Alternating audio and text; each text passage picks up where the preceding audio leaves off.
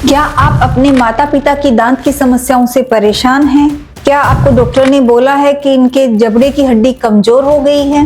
नमस्कार एवरीवन, मैं doctor Renu Chaudhary, consultant prosthodontist and implantologist at doctor Renu dental clinic, Nirman Nagar, Jaipur. आज हम बहुत ही इम्पोर्टेंट टॉपिक पे बात करेंगे कि क्या 50 साल की उम्र या उससे अधिक उम्र के लोगों के लिए डेंटल इम्प्लांट सूटेबल हैं, और अगर हैं तो कौन से ऑप्शंस अवेलेबल हैं। उम्र बढ़ने के साथ दांतों में सड़न, मसूड़ों में कमजोरी या फिर दांतों का गिरना एक आम समस्या है।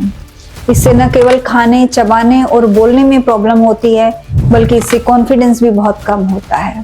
आजकल 50 या उससे ज्यादा की उम्र में या फिर किसी भी उम्र में डेंटल इम्प्लांट एक स्थायी समाधान है।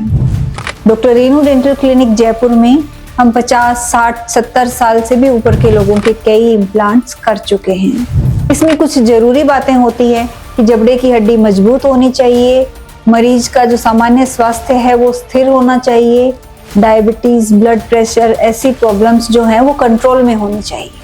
अभी हम जानेंगे कि बुजुर्गों में डेंटल इम्प्लांट करवाने के क्या फायदे होते हैं।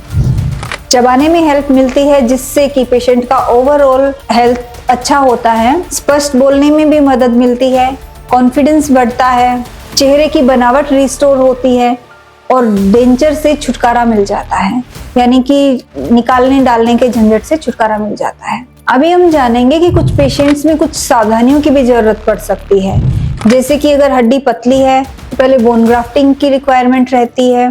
अगर अनकंट्रोल्ड डायबिटीज है या फिर हार्ट इश्यूज हैं तो पहले मेडिकल क्लियरेंस लेना पड़ता है। अगर कोई चेन स्मोकर है तो उस केस में इम्प्लांट फेल होने के चांसेस बढ़ जाते हैं। इसलिए ऐसे केसेस में हम सजेस्ट करते हैं कि आप स्मोकिंग को रोकिए। अब हम जानेंगे कि डॉक्टर रेणु डेंटल क्लिनिक में बुजुर्गों के लिए डेंटल इम्प्लांट का प्रोसेस कैसे आरामदायक बनाया जाता है। सबसे पहले डेंटल एक्सरे और सीबीसीटी के बाद एक पर्सनलाइज्ड ट्रीटमेंट प्लान तैयार किया जाता है। कम दर्द वाली आधुनिक तकनीकों का यूज किया जाता है। अनुभवी सर्जिकल टीम ही ऐसे केसेस को हैंडल करती है। लेजर की मदद से रिकवरी स्पीड बढ़ जाती है।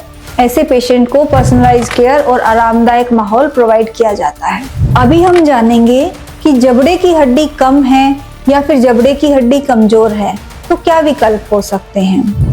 इसमें सबसे पहला विकल्प होता है बोन ग्राफ्टिंग के साथ स्टैंडर्ड इम्प्लांट लगाना। इसमें क्या होता है कि सबसे पहले बोन ग्राफ्ट किया जाता है, यानी कि जबड़े की हड्डी को ग्राफ्ट के साथ मजबूत बनाया जाता है और उसके बाद उसमें स्टैंडर्ड तरीके से इम्प्लांट लगाए जाते हैं।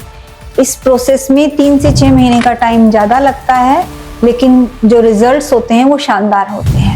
दूसरा तरीका होता है mini implant. As the name suggest, ये इम्प्लांट छोटे होते हैं, कम डायमीटर के होते हैं तो कम हड्डी में भी लगा सकते हैं। इनमें सर्जिकल एरिया कम होता है तो रिकवरी भी तेज होती है। थर्ड है ऑल ऑन 4 इम्प्लांट्स।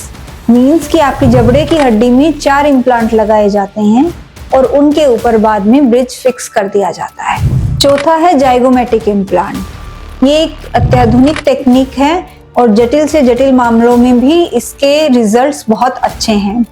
जबड़े की हड्डी अगर बिल्कुल ही कम हो या ना के बराबर हो तो भी ऊपर के जबड़े में गाल की हड्डी से सपोर्ट लेकर के उनके ऊपर फिक्स दांत लगाए जा सकते हैं।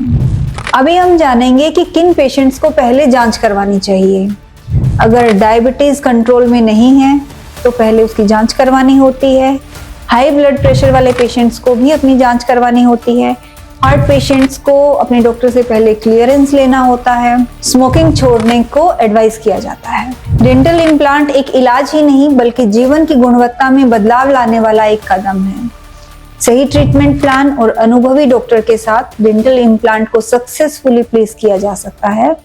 अगर आप डेंटल इम्प्लांट करवाने का सोच रहे हैं तो डॉक्टर रेणु डेंटल क्लिनिक की टीम से संपर्क कर सकते हैं। अगर ये वीडियो आपको पसंद आया हो तो इसे लाइक करें, शेयर करें और हमारे चैनल को सब्सक्राइब करना ना भूलें। Thank you.